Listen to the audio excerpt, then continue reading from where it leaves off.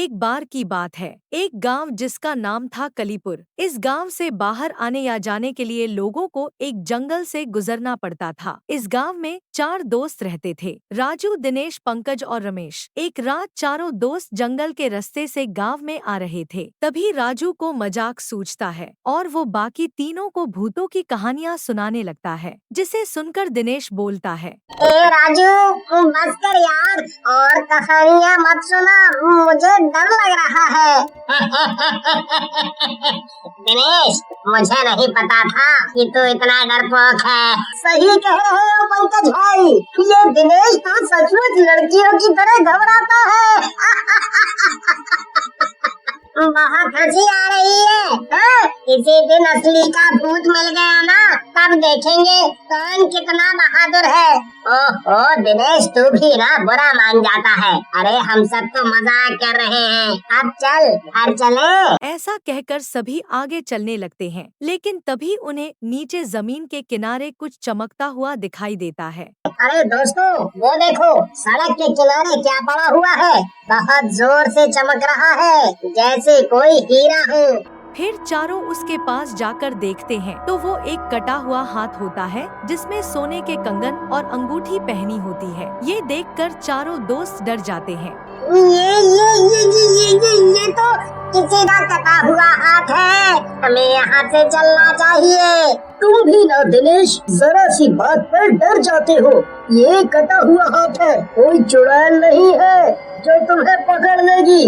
देखो इस हाथ में कितने गहने हैं, ये तो अमीर बनने का मौका है। सही कह रहे हो राजू, मैं तो कहता हूँ इन हीरे के कंगन और बाकी आभूषणों को उठा लेते हैं और यहाँ से निकल जाते हैं। फिर तीनों हाथ से सारा सोना निकालकर एक पोटली में बांध लेते हैं और हाथ को वहीं फेंक देते हैं। दिनेश को ये ठीक नहीं लगता, इसलिए वो हाथ को जमीन में दफना देता है और फिर सभी गांव की तरफ चल देते हैं। फिर अगली सुबह चारों दिनेश के घर इकट्ठा होते हैं। अरे भाइयों, क्यों ना कल के आभूषणों को बांट ले? हर एक हिस्से में बढ़िया पैसा आएगा। लेकिन दिनेश गहने लेने से मना कर देता है और बाकी तीनों आपस में गहने बांट लेते हैं। उसी रात जब राजू सो रहा होता है, तभी वो कटा हुआ हाथ खिड़की से अंदर आ जाता है और अचानक राजू की आँख खुल जाती है। ये तो कटा हुआ हाथ है जिससे हमने गहने उतारे थे, लेकिन इसे तो दिनेश ने गाड़ दिया था। राजू वहाँ से भागने की कोशिश करता है, लेकिन तभी वो कटा हुआ हाथ उसे पीछे से पकड़ लेता है और उसका गला दबाकर उसे मार डालता है। तभी वहाँ पर एक चुड़ैल आ जाती है, जिसका एक हाथ कटा हुआ होता है। आज फिर एक शिकार गया। जब तक मैं इस श्राप से आजाद नहीं होंगी, ऐसे ही लोगों को मारती रहूंगी। फिर चुड़ैल हंसते हुए वहाँ से गायब हो जाती है। अगले दिन जब उसके दोस्तों को पता चलता है तो वो बहुत दुखी होते हैं। फिर तीनों मिलकर उसका अंतिम संस्कार कर देते हैं। उसी रात पंकज हाथों से उतारे हुए कंगन देख रहा होता है। मजा आ गया, क्या मस्त गहने हैं, इनका तो बाजार में अच्छा पैसा मिल जाएगा। राजू के मरने की वजह से मैं इनको आज बेच नहीं पाया, लेकिन कल सुबह सबसे पहले इनको ही बेचूंगा। लेकिन तभी वही कटा हुआ हाथ दरवाजे से अंदर आता है और पंकज के सामने आकर गिर जाता है। ये तो वही हाथ है जिससे हमने गहने उतारे थे। लेकिन ये यहाँ कैसे? इसे तो दिनेश ने जमीन में दबा दिया था, फिर ये यहाँ कैसे आया? पंकज को कुछ समझ में नहीं आ रहा होता है, लेकिन तभी वहाँ चुड़ैल प्रकट हो जाती है और बोलती है, लालची आदमी, ये मेरा हाथ है और इससे गहने उतार कर तूने अपनी मौत को बुला लिया है। ना तू मेरे गहने उतारता और ना ही तू मरता।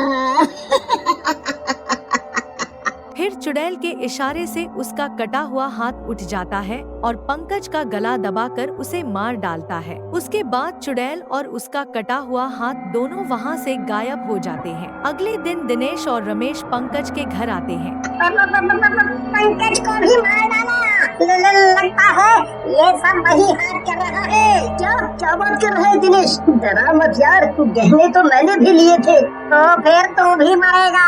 वो शैतानी हाथ हम दोनों को मार डालेगा।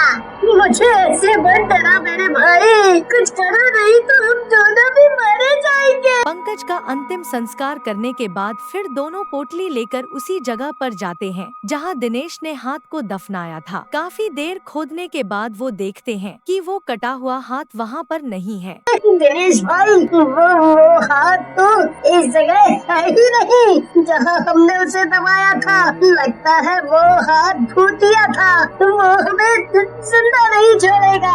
तुम डरो मत रमेश, हमें कुछ नहीं होगा। ऐसा करते हैं, इन गहनों को हम यहीं जमीन में दबा देते हैं, शायद वो भूतिया हाथ ही हमारा पीछा ना करे। फिर वो दोनों गहनों की पोटली को जमीन में गाड़ देते हैं और दोनों मन ही मन खुश हो जाते हैं। तुम तो सही में बहुत बहादुर हो दिनेश। अब उस भूतिया हाथ के गहने हमने वापस कर दिए, अब वो हमारा पीछा नहीं करेगा, है ना? रमेश अभी बोल ही रहा होता है कि तभी कटा हुआ हाथ वहाँ आकर गिर जाता है। दिनेश, दिनेश, ये तो वही हाथ है। ये हाथ कहाँ से आ गया? अब ये हमें जिंदा नहीं छोड़ेगा। अब हमें कोई नहीं बचा सकता। पागल मत बनो रमेश, भागो यहाँ से और अपनी जान बचाओ। ऐसा बोलकर दिनेश वहाँ से भाग जाता है। रमेश भी वहाँ से भागने लगता ही है कि वो कटा हुआ हाथ रमेश की टांग पकड़ लेता है। छोड़ मुझे भूतिया हाथ, जाने दे, छोड़ दे मुझे छोड़ दे। लेकिन रमेश वहाँ से नहीं भाग पाता और तभी वहाँ चुड़ैल भी आ जाती है।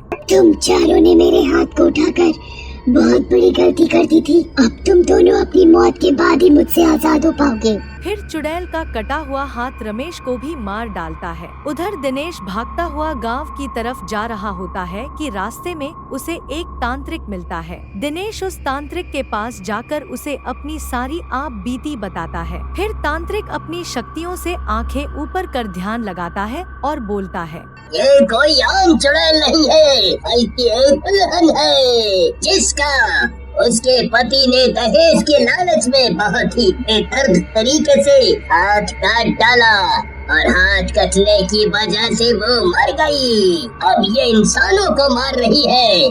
पहले वो अपना गहनों से भरा हुआ कटा हुआ हाथ लोगों के रास्तों में गिराती है और जो कोई उसको या उसके गहने को छूता है उसे मार डालती है। मेरी जान बचाए बाबा, मेरी जान बचाइए। मैंने तो कुछ भी नहीं किया, बल्कि उस हाथ को मिट्टी में गाड़ दिया ताकि कोई जानवर उसे ना खा जाए। इसीलिए तो तुम अभी तक बचे हुए हो, क्योंकि तुमने गहनों का लालच नहीं किया। वो चुड़ैल तुम्हें मारेगी नहीं, बल्कि तुम्हारे साथ शादी करेगी। चुड़ैल के साथ शादी? नहीं, इससे अच्छा तो वो मुझे मार ही डाले। आप मुझे बचाइए बाबा। तुम चिंता ना करो बेटा, आज रात मैं उस चुड़ैल से सिखाऊं और तुम्हें मुक्ति दे दूंगा। फिर उस तांत्रिक की योजना अनुसार दिनेश वापस उसी जगह पर जाता है जहां से वो भाग कर आया था। तांत्रिक एक पेड़ के पीछे जाकर छुप जाता है और तभी दिनेश को वहां देखकर चुड़ैल प्रकट हो जाती है। दिनेश, अच्छा किया जो तुम खुद ही यहाँ आ गए। अब मैं तुम्हारे साथ शादी करूँगी, लेकिन उससे पहले तुम्हें मरना होगा और शैतान बनना होगा। फिर हम दोनों अपनी अलग दुनिया बनाएंगे। ये गलत है चुड़ैल, एक इंसान और चुड़ैल की शादी नहीं हो सकती। तुम यहाँ से चली जाओ और मुझे और गांव वालों को छोड़ दो। ऐसा नहीं हो सकता, तुम्हें मेरे साथ चलना ही होगा। इतना बोलकर चुड़ैल और उसका कटा हुआ हाथ दोनों दिनेश की तरफ बढ़ने लगते हैं। तभी तांत्रिक बाबा दिनेश के पीछे आ जाते हैं। चुड़ैल, तूने अपने बदले और लालच के चक्कर में कई बेगुनाहों की जान ले ली। अब मैं तुझे नहीं छोड़ूंगा। तो तू तांत्रिक इस लड़के को मुझसे आज ये मेरे साथ ही जाएगा। चुड़ैल का हाथ दिनेश का गला दबाने लगता है और फिर दिनेश तांत्रिक बाबा से बोलता है, अघोरी जी बचाओ, मुझे ये हाथ मार रहा है। फिर वो तांत्रिक मुट्ठी बंद करके अपने मन में कुछ मंत्र पढ़ता है, जिससे उसकी मुट्ठी में आग की शक्ति आ जाती है। उस आग की शक्ति से वो चुड़ैल को जला देते हैं और चुड़ैल के साथ उसका कटा हुआ हाथ भी उसी आग में जलकर राख बन जाते हैं। दोस्तों, आपको हमारी कहानी कैसी लगी हमें कमेंट बॉक्स में जरूर बताएं और प्लीज इस वीडियो को लाइक एंड शेयर कर दीजिए। ऐसी ही और मजेदार कहानियाँ देखने के लिए हमारे YouTube चैनल टीन्स टून्स को अभी सब्सक्राइब करें। धन्यवाद।